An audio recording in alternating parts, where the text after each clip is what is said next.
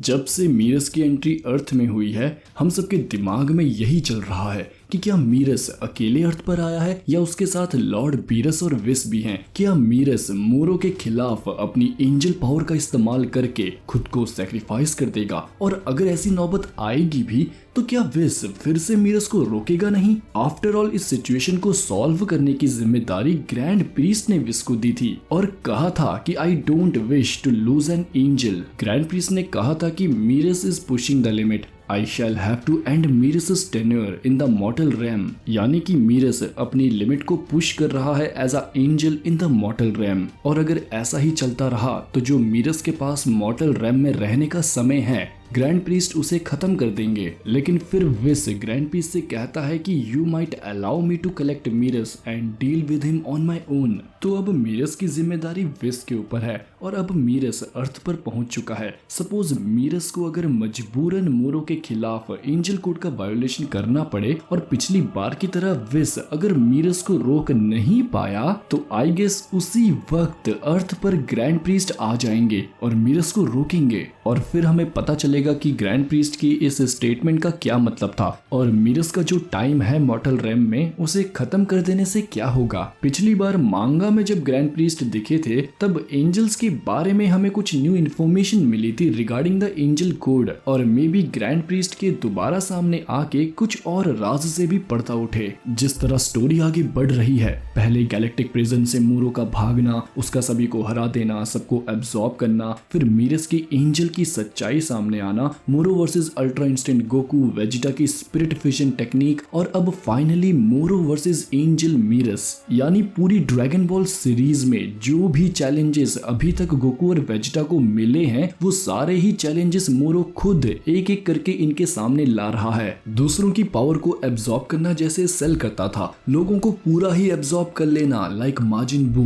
Dragon balls का इस्तेमाल मोरो ने किया, एंजल्स के बारे में न्यू इन्फॉर्मेशन मिली, प्लेनेट यार्ड्रेन की ट्रेनिंग, अल्ट्रा इंस्टिंक्ट तक को मोरो ने हरा दिया, और अब फाइनली एक एंजल मैदानी जंग में खड़ा है। मोरो का जो करंट लेवल है वो बेशक एक हकाइशिन की ताकत को टक्कर देने लायक है, और अब मोरो के सामने खड़ा है एक एंजल। और अगर गलती से या मजबूरी से किसी तरह एंजल कोड पर अगर बात आ गई ना, तो ग्रैंड प्रीस्ट का जिक्र पक्का होगा। मैं जानता हूं कि विस भी कहीं ना कहीं मौजूद है जो कि मीरस को कुछ गलत करने नहीं देगा। मैंने अपनी एक पिछली वीडियो में भी बताया था कि मीरस बीरस के प्लेनेट से अगर अर्थ में आया है तो विस ने तो उसे अकेले जाने दिया होगा नहीं, पक्का लॉर्ड बीरस और विस भी अर्थ पर ही हैं। फ्लैशवे कार्ड से उस वीडियो को देखिए एक बार। अब मीरस वर्सेस मोरो का मुकाबला किस तरफ जा सकता है इसका कोई आइडिया किसी के भी पास नहीं है। मे बी मीरस मोरो को बस रोक के रखेगा जब तक कि बाकी सब हील नहीं हो जाते, और अभी भी एक बंदा है जो कि मोरो के सामने खड़ा हो सकता है, और वो है माजिन बू, जिसे सोए हुए लगभग 2 मंथ्स हो ही चुके हैं। अगला वीडियो माजिन बू के बारे में ही होगा, क्योंकि कहीं ना कहीं मुझे लग रहा है कि माजिन बू और ग्रेट लॉर्ड ऑफ लॉर्ड्स का भी एक इंपॉर्टेंट रोल होने वाला है आगे की कहानी में। लेकिन हालात कैसे भी हों, अगर मीरस मोरो को रोकने के लिए एक बार अगर एंजल में बदल जाता है और मोरो का सामना एंजल फॉर्म में करता है, तो वो साफ साफ एंजल कोड का वायोलेशन होगा। अगर विस ऐसा कुछ होने से रोक लेता है तब ठीक है, लेकिन अगर सिचुएशन ज्यादा इंटेंस हो जाती है तो ग्रैंड प्रीस्ट का अर्थ पर आना बनता ही है। जब विस से ग्रैंड प्रीस्ट मीरस के बारे में बात कर रहे थे, तब जो एक सीरियसनेस थी उनकी बातों में, उससे साफ है कि वो एंजल कोड का वायोलेशन हरगिज नहीं चाहते हैं, भले ही इसके लिए उन्हें मीरस को मॉर्टल रैम से वापस लाना पड़े। ग्रैंड प्रीस्ट कहीं भी इजीली आ जाते हैं, हमने उन्हें कभी भी ट्रैवल करते हुए नहीं देखा है, लेकिन वो टूर्नामेंट से पहले इस पर्पल कलर के पोर्टल से कायोशिन्स के प्लेनेट पर आए थे टूर्नामेंट ऑफ पावर की डेट और इन्फॉर्मेशन शेयर करने। तो जस्ट इमेजिन करो कि अगर मीरस कोई गलत कदम उठा लेता है और तभी आसमान से